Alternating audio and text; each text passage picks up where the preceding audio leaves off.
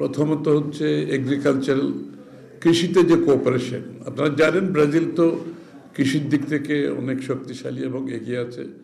Brazil থেকে আমরা প্রচুর কমোডিটি ইম্পোর্ট করি, চিনি সহ, এবং আমরা ওখানে জুট রপ্তানি করতাম, কিন্তু একটা এম্বার্গো আছে, এখন ওটা আলাপ করবো আমি। ফার্মাসিউটিক্যালসের কিছু রপ্তানি হচ্ছে, বাট আরও সম্ভাবনা আছে আমাদের।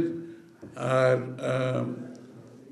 ব্রাজিলে গার্মেন্টস রপ্তানি হচ্ছে, সেখানে আরও বড় ধরনের সম্ভাবনা আছে, সেটা নিয়ে আলোচনা হয়েছে।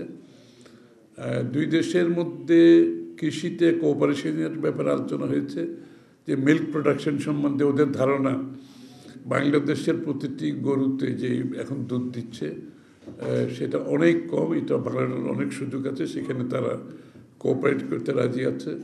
বাংলাদেশে তো রেড মিটের একটা, আমাদের যদিও বা আমাদের দেশে গরু গবাদি পশু খুব ভালো করছে, কিন্তু তারপরে আমাদের এই যে মাথা পিছু রেড মিটের কনজামশন তো কম, কারণ এত বেশি দাম যে সাধারণ মানুষ তো এটা অ্যাফোর্ড করতে পারে না।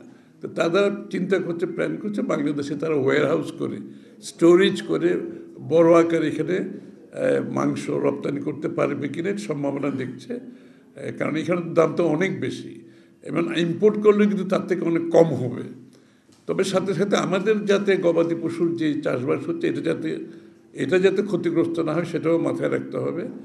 এবং তারা সাথে সাথে এখানে টেকনোলজি ট্রান্সফার করতে চাচ্ছে, তারা রপ্তানি করে মিট ক্রমান্বয়ে এই মিটগুলো যাতে বাংলাদেশে কম খরচে প্রোডাকশন করতে পারে কিনা সেটাও তারা ভাবছে।